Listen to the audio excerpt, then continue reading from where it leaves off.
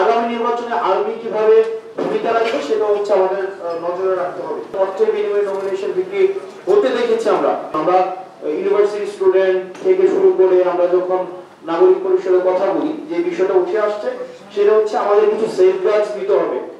Online bullying, cyber bullying, overall cyber bullying and বিশেষ করে bullying against women by using artificial intelligence, এটা খুবই আমাদের জন্য সবচেয়ে বড় চ্যালেঞ্জ। এখন কিভাবে আমরা সাইবার বুলিংটা আমরা ডিল করব এবং হচ্ছে এই অনলাইন বুলিং এগেইনস্ট উইমেন এটাকে আমরা কিভাবে ডিল করব, এটা নিয়ে আমাদের ডিসকাশন আমাদের করতে হবে এবং এটা আমাদের জনপরিষদের এই আলাপটাকে খুব সহজতর করতে হবে।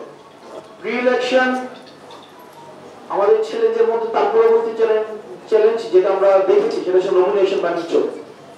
এটা হচ্ছে ইন্ট্রা পার্টির মধ্যে এই বিষয়টা হয়, প্রত্যেকটা ইন্ট্রা পার্টি চ্যালেঞ্জ। এটা যদি আমি আরেকটু ডিপ ডাউনে যাই তাহলে ইন্ট্রা পার্টি চ্যালেঞ্জ, ইন্ট্রা পার্টিতে কিভাবে নমিনেশনটা নিয়ন্ত্রণ করা যায়। আমরা দেখেছি যে নমিনেশন অর্থের বিনিময়ে নমিনেশন বিক্রি হতে দেখেছি আমরা।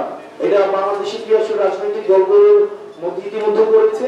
এই বিষয়টাকে কিভাবে নিয়ন্ত্রণ করবে সেটা নিয়ে রাজনৈতিক দলগুলোকে ভাবতে হবে। তারপর হচ্ছে যে আমাদের প্রি ইলেকশন চ্যালেঞ্জের মধ্যে একটা গুরুত্বপূর্ণ চ্যালেঞ্জ হচ্ছে role of agencies and army. এটা কিন্তু এখনো পর্যন্ত খুবই গুরুত্বপূর্ণ একটা বিষয়।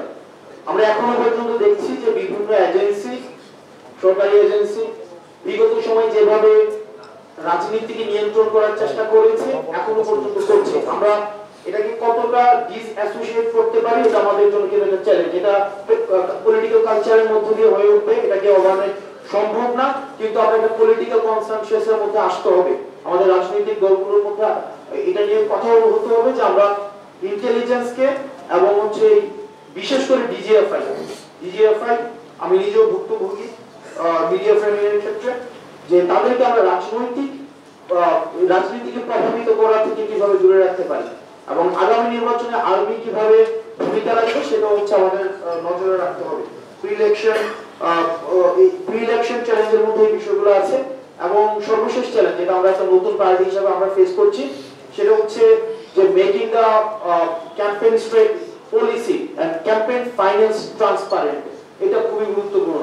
যেমন আমার মতে একটা রাজনৈতিক দল বা আমি ব্যক্তি পর্যায়ে যখন আমি রাজনীতি করতে এলাকায় যাই, খুব স্বাভাবিকভাবে আমার যেই ট্যাক্স ফাইল সব মিলে টাকা পয়সা আমার 40-50-60 লাখ টাকার বেশি সম্ভব না।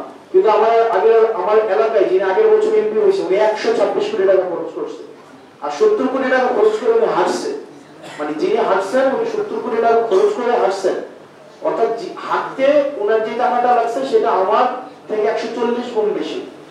আমার বর্তমান টাকার 140 গুণ টাকা খরচ করে উনি হারছেন, আর যিনি জিতছেন উনি 126 কোটি টাকা খরচ করে জিতছেন। তার এই যে একটা অসম রাজনৈতিক প্রতিযোগিতা বিদ্যমান আছে, তার আমাদের রাজনৈতিক ফাইন্যান্সটা নিয়ে আমাদের ভাবতে হবে।